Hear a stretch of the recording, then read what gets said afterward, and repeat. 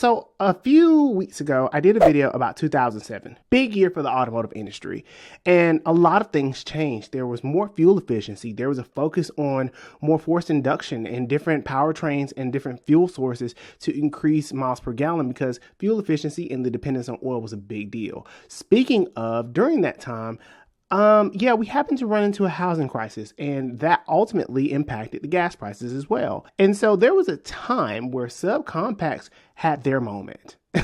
Everybody had to have a subcompact.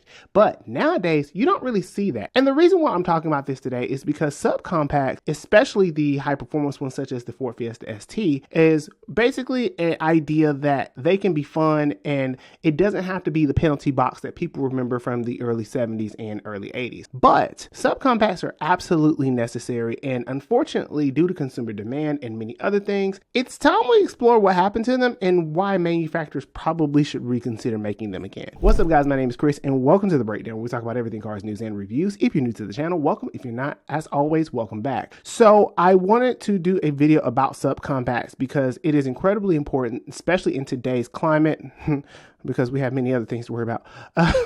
In today's climate, that in a world where cars are becoming more and more increasingly expensive, many people are yearning for cheaper cars, but they don't want to sacrifice the tech and safety that comes along with newer cars, and thus subcompacts. And compacts have taken over as the new midsize. And so subcompacts were very popular in the early 2000s, but as time went on, as cars got larger in size, as well as consumer demands changed, the subcompact genre died, with the Nissan Versa being the only car left. And being that Nissan is technically on its last leg, hopefully this Honda merger will change things. But it is time to review what happened to subcompacts, why they went away, what changed, and why it's really our fault, and it could be our demand that brings them back. So in this video, we'll not only be talking about the subcompacts, what happened, but more importantly, why manufacturers should reconsider bringing them back. So with that being said, stick around and stay tuned, because you are now watching The Breakdown.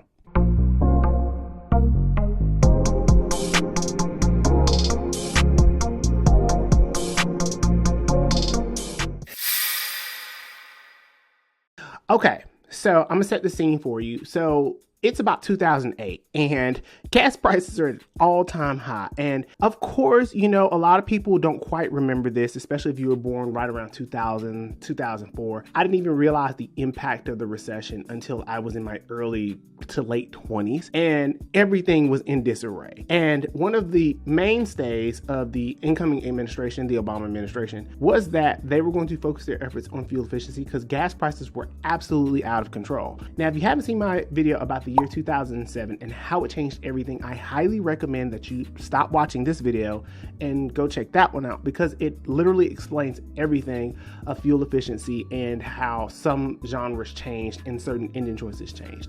But there are only a few subcompacts left since then. There were a lot of things, and if you don't remember, it was a boom. And subcompacts have been a thing since like the 70s.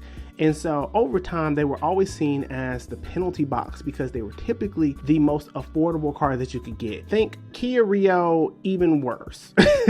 And the Kia Rio still remains one of the most affordable cars that you can get, but now that is up to the Nissan Versa. And along with the Nissan Versa, the Honda Fit, the Mazda 2, the Japanese cars, as well as a few American cars like the Ford Fiesta, I would say the Chevy Cruze, but that's still considered a Civic competitor, which would be compact. Along with the Ford Fiesta, as well as things like the Chevy Spark, there were a lot of cars that came in during that time, and it wasn't the Chevy Spark at the time, it was the Chevy Aveo. And during that time, it was a boom because gas prices were an absolutely high rate. I mean, I don't even remember a time nowadays where gas is under $2.50, and I've seen it from 95 cents and all the way up to $3. And that's crazy to say that even when it goes below $3, we're all super excited. But the thing is that the housing crisis of 2008 is really what changed the idea of compacts and subcompacts alike. So back then, a lot of people had big trucks, SUVs, and that was the thing. And we see that now, but now there's less big full-size SUVs and a lot more compact to subcompact crossovers, which will also tie into the video later on. Hold on.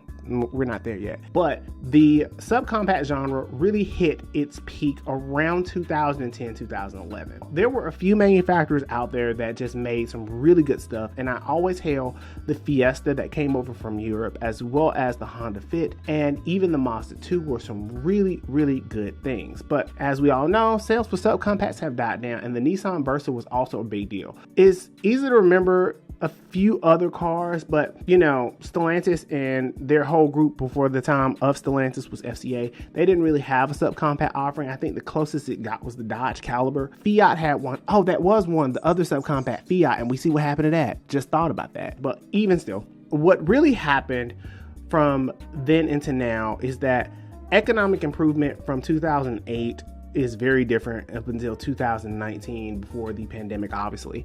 And so the subcompact genre began to diminish. We slowly started seeing the deletion of the Fit.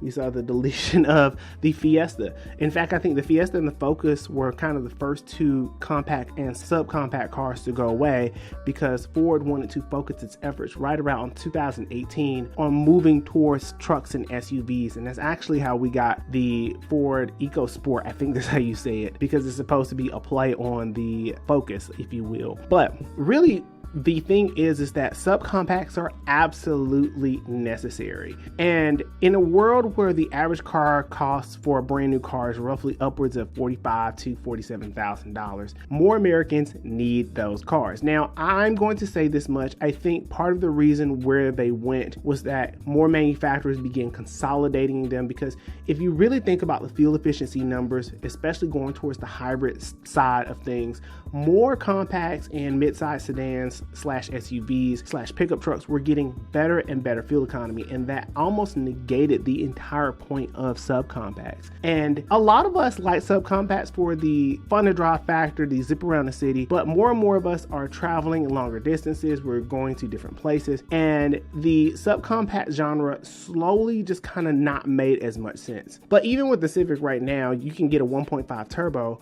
or 2-liter sport, and it still gets upwards of 35 to 40 miles a gallon. That's a non-hybrid model. Now, a hybrid model gets you upwards of 53 miles to the gallon. Now, I will say those particular cars are much more expensive, and that was the fun fact about the subcompacts, was that they were pretty much affordable. You can roughly get a Nissan Versa. Now, it's still stuck in the 90s with roll-up windows and still has black handles, unpainted, unfinished, but the point is that you get an A to B car, and you can really get one brand new upwards of about $19,000, and that would be a car payment anywhere between $350 and $400 a month with decent credit. But the change in the fuel efficiency, as well as the increase for demand for subcompact SUVs and crossovers, really changed and moved us away from subcompacts. And as I was doing this, I also had to remember there was also something that made me think about, like, maybe that does make sense. So I never thought about it like this, but fuel efficiency was really the focal point of subcompacts. And as we moved into hybrids and now EVs get virtually like 153 miles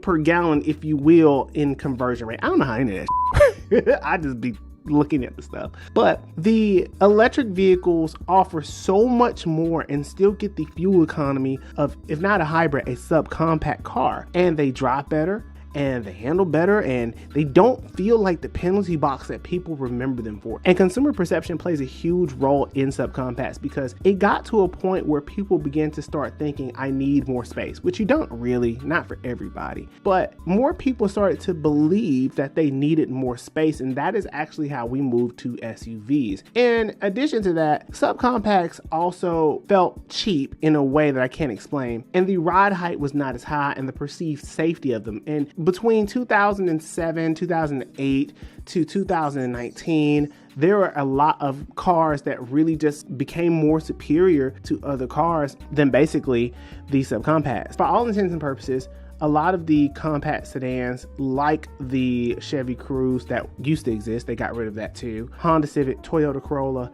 Nissan Sentra, a lot of those cars, Mazda 3, which is basically damn near luxury, you get so much more for roughly $5,000 to $10,000 more, and it became less of a value proposition, which is where most of these things go. And because of that, a lot of the subcompacts just stop making sense. It doesn't help with Ford in particular with the Fiesta and the focus of the power shift debacle that happened back in 2015, 2016. I think the Honda Fit just stopped making sense because basically the Honda Civic has the same 1.5 with the turbocharged engine and gives you much more space. Mazda 2 was really just a byproduct of Ford. They really just kind of left that arena up to Toyota as they moved up market. Even with the Mazda 3, it still gets amazing gas mileage. And so the subcompact slowly disappeared over time. Now, here's why I say that they need to bring them back. As cars have gotten increasingly more expensive, more and more Americans are starting to look for cheaper cars. And I've talked about this because I've talked about most things that I talk about on this channel. But the thing is that the subcompact genre is a gap that all of us are needed, and everybody cannot afford an EV and everybody cannot afford an SUV. And I think that everybody should still be entitled to a really nice car. And also the Mitsubishi Mirage, which I just thought about as well, is also another subcompact that has gotten lost in the sauce, and Mitsubishi is also working on rebranding themselves, so the Mitsubishi Mirage could be on the chopping block as well. But the overall point I'm making here is that people need cars and they deserve reliable, safe cars with a few tech features and shouldn't have to sacrifice that. And there's only so many Honda Civics, Toyotas, and Nissans, and just that people can afford. And especially back in the early 2000s, those cars were not only fuel economical, but they were price economical as well. And so as we are entering into a very uncertain arena of the automotive industry, and we're changing the way that we will be doing a lot of things, the EVs will be rolled back. The hybrid initiatives will probably be diluted, as well as bigger cars with bigger engines will probably be in production. I can almost say with certainty that the cost of cars more than likely will go up. They may go down, they may not, but there still needs to be a certain gap that needs to be filled. But now we need cars, especially those with like manual transmissions, so that the kids can get reacclimated to that. And manual transmissions were very common on subcompact cars, especially the non-American ones, because it was supposed to be an entry point into the car world, if you will. And as more of us are starting to shift and see where things are going into the financial economics of the United States in particular, it is pretty important that we have this small segment reintroduced back into our economy. And so I say all of that to say, I am hoping that this message will be heard, that we need to bring these subcompacts back.